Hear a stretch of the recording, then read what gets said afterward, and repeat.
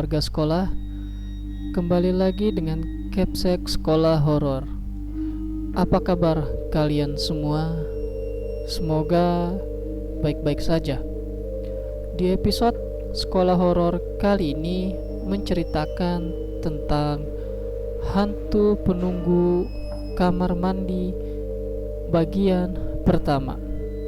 Cerita ini bersumber dari akun Twitter @rianfrdnt.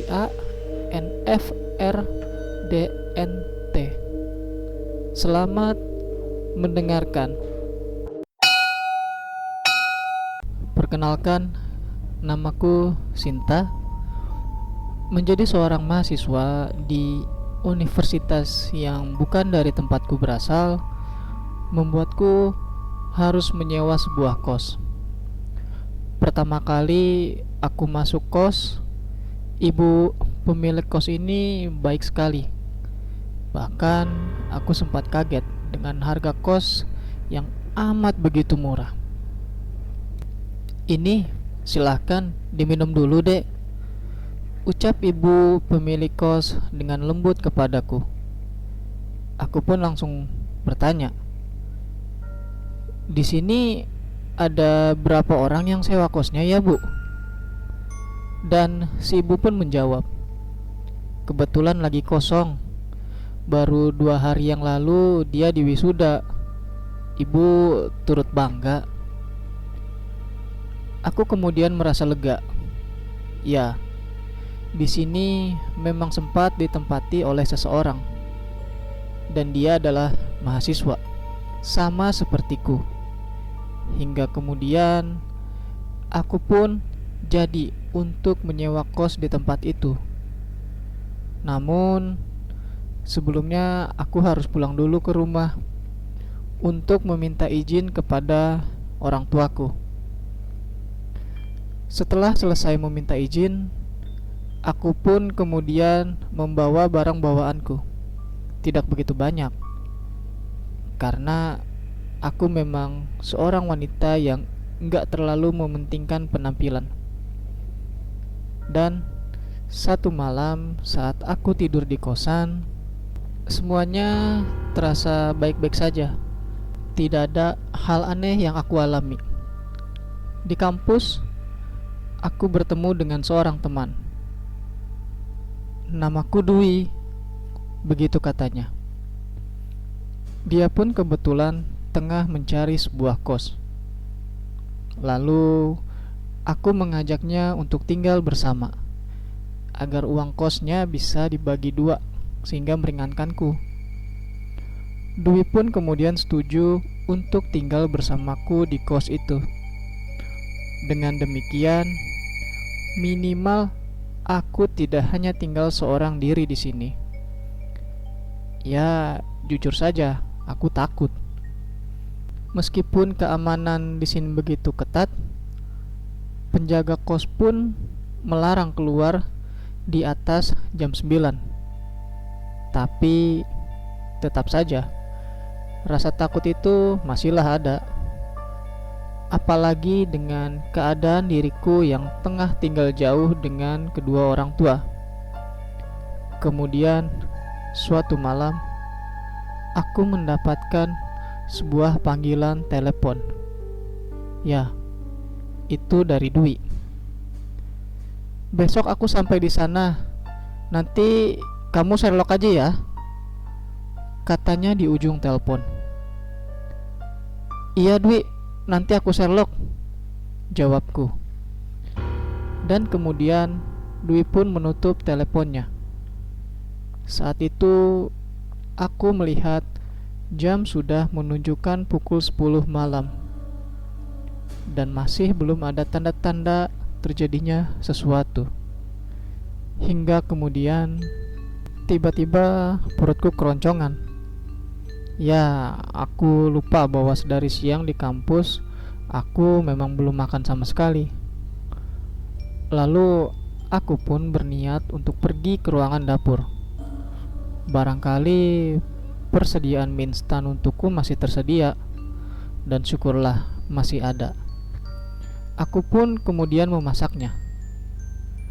Saat aku memasak, aku mendengar suara wanita tengah bernyanyi, seperti nembang. Suara itu berasal dari balik pintu kamar mandi. Detik itu pula jantungku berdegup kencang. Aku keringetan dan terus berkata dalam hati, "Hei mie, ayo dong cepat matang." Lalu setelah mie instan yang kubuat telah matang, aku bergegas menuju kamar. Aku makan di dalam kamar dan menolak keluar lagi. Ya, itu memang agak samar dan tidak jelas. Tapi suara itu begitu hebatnya bisa terus terngiang di telinga ini.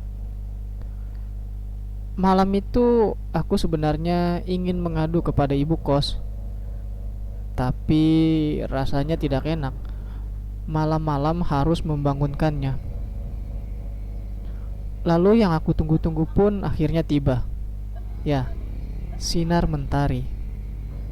Pagi itu saat aku hendak mandi, aku berjalan mengendap. Aku tengok kanan dan kiri. Semua masih utuh, kecuali sikat gigiku yang tergeletak di bawah lantai. Sementara waktu sore ketika aku mandi, aku sudah menyimpannya dengan rapi. Dan apa boleh buat, pagi itu aku harus rela untuk tidak menyikat gigi. Sebelum berangkat, aku menyempatkan untuk membeli permen. Ya minimal tidak bau. Di kampus, Dwi masih belum masuk. Mungkin dia akan sampai nanti sore. Dan setelah aku pulang, benar saja dugaanku, Dwi menelpon. "Sebentar lagi aku sampai," begitu katanya. Aku yang tengah nongkrong di tukang fotokopian pun langsung bergegas kembali ke kos. Saat aku sampai di kos, aku sempat terkejut. Ibu kos tengah duduk di depan pintu kamar dan kemudian tersenyum kepadaku. Bu, ada apa ya? Bukannya sekarang bukan tanggal iuran kos?" tanyaku. Si ibu menjawab dengan masih tersenyum. "Memang bukan. Ibu hanya main saja. Ibu boleh masuk?" begitu katanya. Aku sedikit garuk-garuk kepala. Ya, kamarku masih berantakan. "Kenapa, Sinta? Boleh kan ibu masuk?" "Boleh kok, Bu," begitu jawabku. Kemudian aku dan si ibu kos pun masuk. Aku cengengesan karena kamarku begitu berantakan. "Gak apa-apa, wajar kok.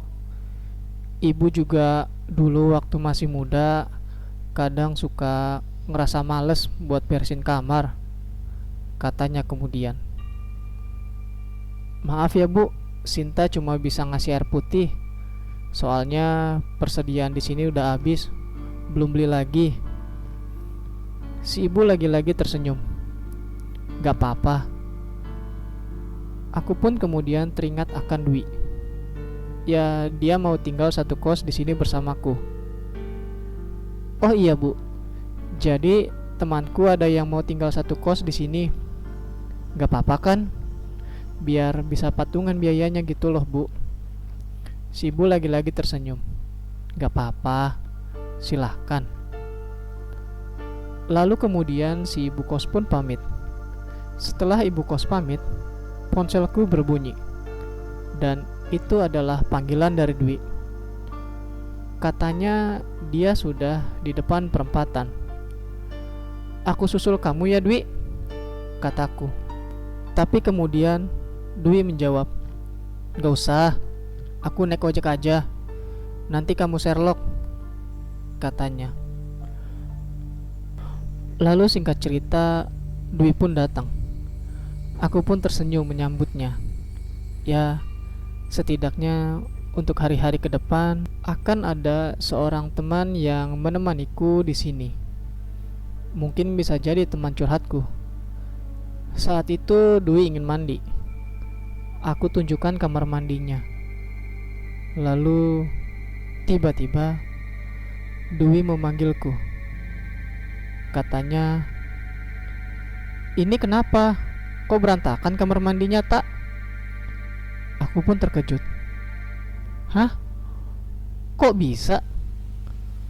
Dwi pun merasa aneh. Ya, memang ini sungguh aneh. Aku belum masuk kamar mandi, sementara siapa yang telah membuat kamar mandi ini berantakan? Kita berdua saling tatap, hingga kemudian Dwi berkata, "Ya sudahlah, kita beresin saja," katanya. Setelah selesai membereskannya, kemudian Dwi izin untuk mandi lebih awal, disusul oleh aku setelahnya. Setelah selesai mandi, sebagai bentuk sambutan, aku pun memasak untuk Dwi. Dwi sempat menolaknya. Katanya, "Biar kita masak sama-sama aja." Tapi aku tidak enak. Dia baru saja datang dari sebuah perjalanan jauh, lalu sudah aku suruh-suruh. Tidak masuk akal. Setelah aku selesai masak, aku pun menghidangkannya. Dwi berkata, "Kamu jago masak, enak." Saat itu jam menunjukkan pukul 8.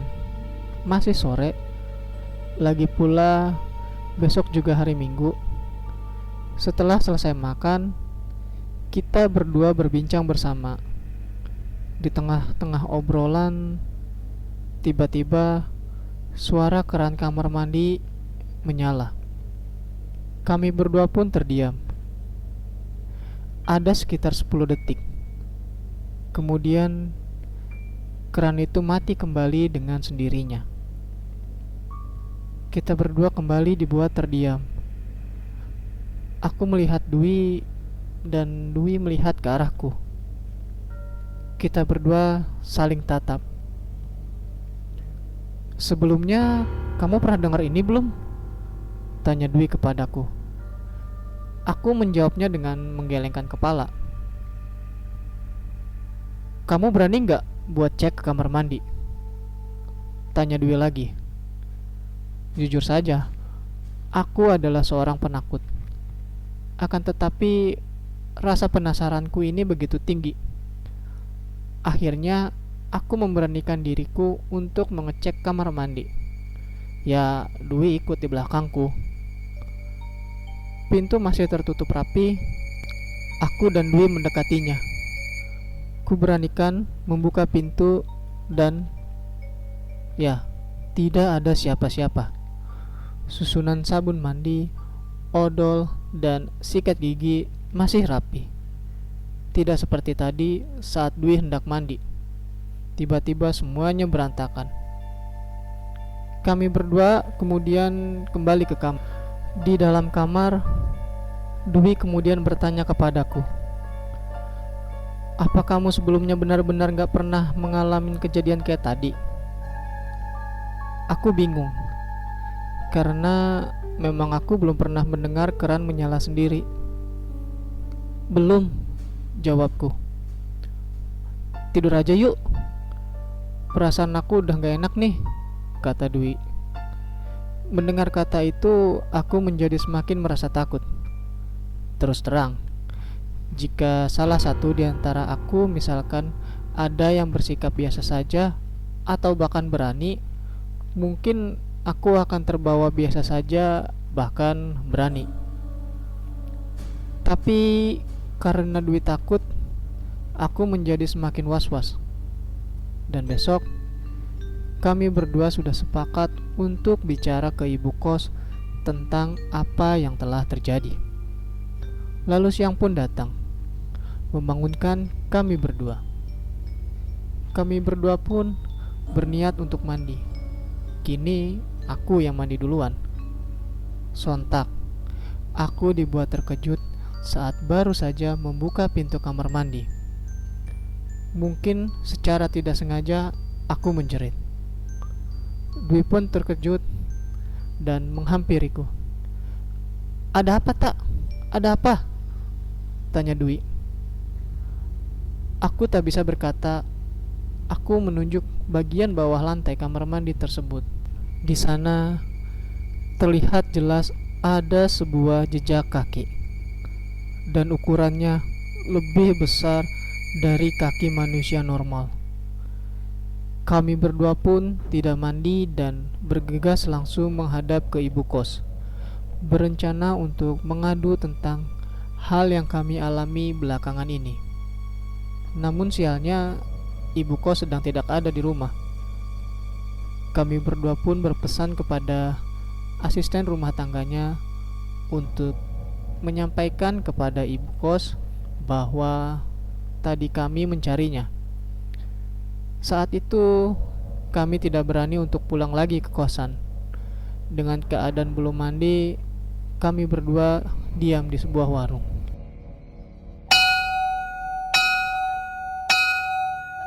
Itu dia cerita pertama mengenai hantu penunggu kamar mandi. Terima kasih buat kalian warga sekolah yang telah mendengarkan cerita ini. Jangan lupa untuk like dan share video ini agar warga sekolah horor semakin bertambah.